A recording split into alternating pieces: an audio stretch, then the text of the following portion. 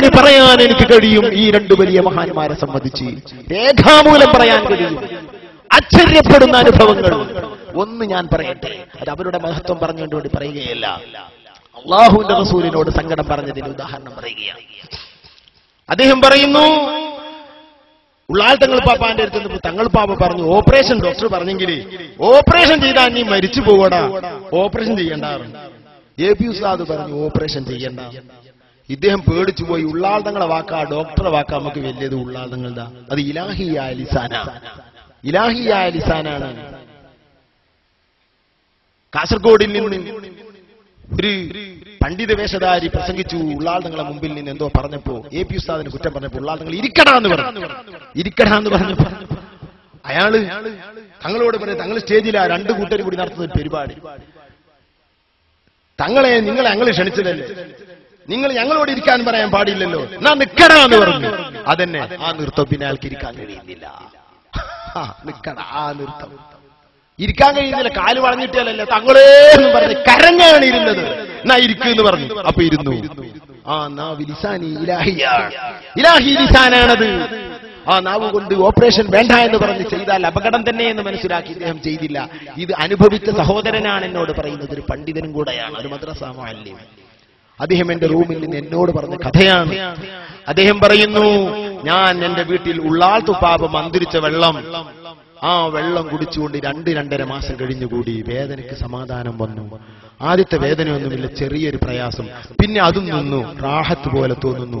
ഞാൻ 2.5 മാസം കഴിഞ്ഞ് ഈ റിപ്പോർട്ടുകളുമായി ഡോക്ടറെ സമീപിച്ചു. ഡോക്ടർ പറഞ്ഞു ഒന്നുകൂടെ സ്കാൻ ചെയ്യണം. സ്കാൻ ചെയ്ത് ആ 2 സ്കാനും ഇന്ന് അയാളുടെ കയ്യിലുണ്ട്, സ്കാൻ റിപ്പോർട്ടുകളും. സഹോദരന്മാരെ, ആ സ്കാനിങ്ങുകളിൽ കിട്ടിയ 2 റിപ്പോർട്ടും അയാളുടെ കയ്യിൽ ഇന്നുണ്ട്. രണ്ടാമത്തതിൽ അദ്ദേഹത്തിന്റെ ഇരങ്കുടലിന് ക്യാൻസർ ഇല്ല. അതാ കുടലിന്റെ ഉള്ളിൽ ചെറിയൊരു ഉണര് പൊട്ടിയ പോലെ ഒരു ചെറിയ മുറിവ് മാത്രമേ ഉള്ളൂ. നിങ്ങളുടെ കുടലിന് ക്യാൻസർ ഇല്ല. ആദ്യം ക്യാൻസർ വിധി പറഞ്ഞ അതാ ബേബിയിലെ ഉയർന്ന ഡോക്ടർ തന്നെയാണ് പറയുന്നത്, നിങ്ങൾ എന്ത് ചികിത്സയാണ് ചെയ്തത്? ഞാനൊന്നും ചെയ്തിട്ടില്ല. എ.പി. ഉസ്താദ് കാന്തപുരത്തെയും ഉള്ളാൾ തങ്ങളെയും സമീപിച്ചു. അവരുടെ ദുആയും അവരുടെ പ്രാർത്ഥനയുമാണെന്ന് പറഞ്ഞു. ഉടനെ തന്നെ ആ ഡോക്ടർ പറയുന്നു, കാന്തപുരത്തെ എനിക്കറിയാം.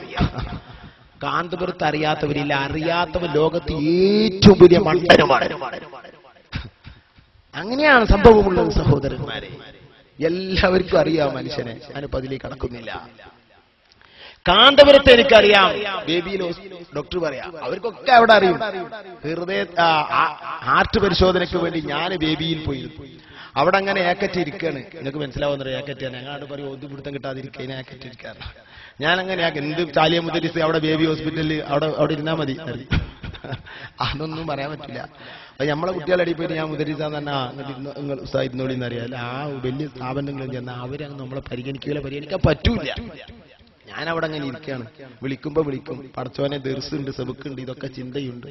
ഇതിങ്ങനെ ഇരിക്കുമ്പോ കണ്ട് അൽഹംദുലില്ലാഹ് എ.പി. ഉസ്താദ് കയറി വരുന്നു ബേബി ഹോസ്പിറ്റലിലേക്ക്. അതിന്റെ ബേബിയുടെ മുതലാളിയും അതിന്റെ ഉടമയും മുന്നിലുണ്ട്. ഉസ്താദ് അങ്ങനെ പോയി. എന്റെ അടുത്തെത്തിയപ്പോ ഞാൻ അസ്സലാമു അലൈക്കും കൈമുത്തി. എന്താ അവിടെ? എനിക്ക് നെഞ്ചിനൊരു വേദന, എന്താ ഹാർട്ടിന് എന്തോ കംപ്ലൈന്റ് ഉണ്ട് എന്ന് തോന്നുന്നത്, പരിശോധിക്കാൻ വന്നാണ്. ഒരു എക്കോ ടെസ്റ്റോ എന്താണ് പറയാന് അത് പേരുണ്ട്, അതിന് വന്നാണ്. ഉസ്താദ് പറഞ്ഞു നിങ്ങൾക്ക് അതൊന്നും ഇല്ല പറഞ്ഞിട്ട് ഉസ്താദ് അങ്ങോട്ട് പോയി. അപ്പൊ ഉസ്താദ് അവിടെ ജലം ശുദ്ധി ചെയ്യുന്ന ഒരു സംവിധാനം ഇപ്പൊ മർക്കസിൽ ഉണ്ടാക്കിയിട്ടുണ്ട്. അതിന്റെ ഒരു ചെറിയ കുട്ടി സൗകര്യം തന്നെ ഉള്ളൂ. എവിടെയുണ്ട്? ഈ ബേബിയിലുണ്ട്. അന്ന് മർക്കസിൽ അത് ഉണ്ടാക്കിയിട്ടില്ല. അതിന്റെ രൂപങ്ങളൊക്കെ അറിയാൻ ഇതിന്റെ ഉടമയുമായി മനസ്സിലാക്കാൻ വേണ്ടി വന്നതാ. ഇവര് ഓഫീസർമാരൊക്കെയുണ്ട്, എല്ലാവരും കൂടെ അങ്ങനെയാണ് നടന്നുപോയി. ഉസ്താദ് അത് കഴിഞ്ഞ് ഒരു 10 മിനിറ്റ് കഴിഞ്ഞപ്പോഴേക്കും തിരിച്ചു വരുന്നു. എന്റെ കൈ പിടിച്ചു. നിങ്ങളുടെ ഡോക്ടർ ആരാന്ന് ചോദിച്ചു. എനിക്ക് ഡോക്ടറെ പേരൊന്നും അറിയില്ല. ഉസ്താദിനല്ലേ ഹോസ്പിറ്റലിന്റെ സ്വഭാവക്കാരുള്ളൂ, എനിക്ക് അങ്ങനെ നിയമങ്ങളൊന്നും അറിയില്ല. എനിക്കറിയില്ല ഉസ്താദെ, ഹാർട്ടിന്റെ വിഭാഗത്തിൽപ്പെട്ട ആളാണെന്ന്. എന്നാ സാറില്ല, ഞാൻ പോട്ടെ എന്ന് പറഞ്ഞു. ഉസ്താദ് പോയി ചെയ്തു. സഹോദരന്മാരെ, വരിക്ക് വരി ആളുകൾ ഇരിക്കുന്നു. അതാ ഒരു 2 മിനിറ്റ് കഴിയുമ്പോ മുഹമ്മദ് ഹസനി ഇവിടെ വിളിക്കുന്നു. ചെന്ന് ടെസ്റ്റ് കൊടുത്ത് വിവരങ്ങൾ കിട്ടി ഞാൻ പോകുന്നു. ഉസ്താദിന്റെ സ്വാധീനമാണത്. എല്ലാവർക്കും അറിയും, ബേബിയും എല്ലാ ഏത് ലോകത്ത് ഉസ്താദിനറിയും. അബൂദാബിയിലെ ഒരു വലിയ അറബിയുടെ അരികിൽ അയാൾ ലക്ഷങ്ങൾ ദീനിന് കൊടുക്കുന്ന ആളാണ്. സുന്നി സെന്ററിന്റെ പിരിവിന് പോയപ്പോ ഞാൻ പോയി ഉസ്താദിന്റെ എഴുത്തുമായി കൊടുത്തു. ഷെയ്ഖ് അബൂബക്കർ റജ്ജാൽ മുംതാസ്. ഷെയ്ഖ് അബൂബക്കർ എനിക്ക് പരിചയമുണ്ട്, നല്ല മനുഷ്യനാണ്, എനിക്ക് പരിചയമുണ്ടെന്നാണ്. ആദ്യം 100 റിയാൽ എന്ന അറബി, 500 റിയാൽ എന്ന ഈ എഴുത്ത് കാണിച്ചു കൊടുത്തു. എനിക്കല്ല, എന്റെ സുന്നി സെന്റർ. ഉസ്താദിന്റെ പേരിൽ ഈ പേരറിയാത്തവരില്ല. നഷ്ടപ്പെട്ടവരെ ശ്രദ്ധിക്കുക. ആഖിറത്തിൽ രക്ഷപ്പെടാൻ പറ്റിയ ഒരു മാർഗമാണ് അവിടുത്തെ മുഖവും അവിടുത്തെ റൂട്ടും അവിടുത്തെ സ്നേഹവും. വെറുത്താൽ അപകടമാണ്. നമുക്ക് അവർക്ക് വലിയ നഷ്ടമൊന്നുമില്ല. കാന്തപുരത്ത് എനിക്ക് പരിചയമുണ്ട്. ഉള്ളാൾ തങ്ങൾ എന്ന് പറഞ്ഞ ആളെ എനിക്കറിയില്ല. ഈ ഡോക്ടർ പറയുന്നു, അദ്ദേഹത്തിന്റെ അഡ്രസ് ഒന്ന് തരുമോ? ഈ സഹോദരന്റെ കയ്യിൽ നിന്ന് അഡ്രസ് എഴുതി വാങ്ങുന്നു. ഈ ബേബി ഹോസ്പിറ്റലിലെ ഈ സെഷനിലെ ഉയർന്ന ഡോക്ടർ. എന്തിനാ ഡോക്ടർ അഡ്രസ് വാങ്ങുന്ന? ഒരു പരിപാടി കൊണ്ടാനാ? ഉള്ളാൾ തങ്ങൾ ആ മുസ്ലിമായ സഹോദരൻ ഒരു നാട്ടിലൊരു ദ്വാ സമ്മേളനം അതിനുണ്ടാകാനാണോ? അല്ല, അയാൾക്ക് താങ്ങാത്ത പെട്ടങ്ങള് ഇവിടെ താങ്ങിയത് കണ്ടപ്പോൾ എനിക്കും ഇതേപോലെ മാറാത്ത കുറെ പറയേണ്ട, അതിലൂടെ പോകണം എന്നുള്ള ആൾക്കാർ എത്ര മുസ്ലിങ്ങളാ ഉള്ളാളത്തെ പാപ്പന്റെ അടുത്ത് വരുന്നത്. അതിനൊക്കെ പ്രായമായി ചെന്നൊന്ന് ദ്വാ ചെയ്യിപ്പിച്ചോ സഹോദര. വിജയമാണ്. വെറുപ്പ് വെച്ചാൽ വല്ലതും പറഞ്ഞിട്ടുണ്ടെങ്കിൽ അള്ളാഹുവിനോട് തൗബ ചെയ്യുകയും അവിടെ തരികിൽ ചെന്നിട്ട് പൊരുത്തപ്പെടുകയും ചെയ്തില്ലെങ്കിൽ ഈമാനം തട്ടിപ്പോകും. അത് അപകടമാണ്. അപ്പോ ഡോക്ടർ ഇത് പറഞ്ഞു, അൽഹംദുലില്ലാഹ് ഇദ്ദേഹത്തിന്റെ രോഗമില്ല, ക്യാൻസർ ഇല്ല. അയാൾ രണ്ടാമത് ഗൾഫിലേക്ക് തിരിച്ചുപോയി. 2 വർഷത്തോളം ജോലി ചെയ്തതിന് ശേഷം വയറിന് വേദന വീണ്ടും വന്നു. അദ്ദേഹം എന്നോട് പറയുന്നു, വയറിന് വേദന വന്നു, ഒരു പരിഹാരവുമില്ല. ഒരാള് പറഞ്ഞു, നിങ്ങള് ഒരു 19 ദിവസം ബിസ്മി കൊണ്ടുള്ള ഒരു ദിക്റ് പറഞ്ഞു കൊടുത്തു. അതെങ്ങനെ എനിക്ക് അറിഞ്ഞൂടാ. അയാൾ അത് ചൊല്ലാൻ വേണ്ടി അറബിയോട് സമ്മതം ചോദിച്ചു. മദീനയിൽ പോയി ചെല്ലണം. അറബി പറഞ്ഞു, പോയിക്കോ, എന്റെ രോഗല്ലേ. 19 ദിവസം മദീനയിൽ നിന്നു. മദീനയിൽ അദ്ദേഹം 19 ദിവസം നിൽക്കുമ്പോൾ പല അനുഭവങ്ങളും ഉണ്ടായതായി അവരെന്നോട് പറഞ്ഞു. അക്കൂട്ടത്തിൽ പറഞ്ഞു, എനിക്ക് റസൂലുള്ളാഹി തങ്ങൾ അതാ മദീനയിൽ നിന്ന് കാണിച്ചു തരുന്നു. മർക്കദ് സഖാഫത്ത് സുന്നിയ എന്ന കോളേജ്, അതിൽ സ്വഹീഹുൽ ബുഖാരി.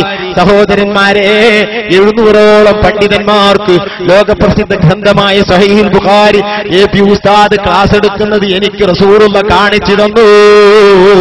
എന്നിട്ട് പറയുന്നു, നീ അവിടെ പോയിട്ട് ദുആ ചെയ്യിപ്പിക്കുക. അദ്ദേഹം എന്നിട്ട് വന്നതാ നാട്ടിൽ. എന്നിട്ട് ആ സഹീഹുൽ ബുഖാരിയുടെ ക്ലാസ്സിൽ പോയി ദുആ ചെയ്യിപ്പിച്ചിട്ട് ചാലിയത്ത് വന്ന് അദ്ദേഹം ഞങ്ങളുടെ സദസ്സിൽ നിന്ന് ദുആ ചെയ്യിപ്പിച്ചു.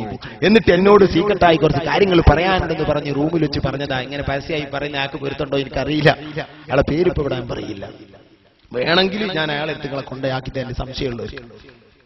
അല്ലാഹുവിന്റെ റസൂലിനോട് സങ്കടം പറയുന്നവർക്ക് പരിഹാരമുണ്ടെന്നാണ് ഞാൻ പറഞ്ഞത്.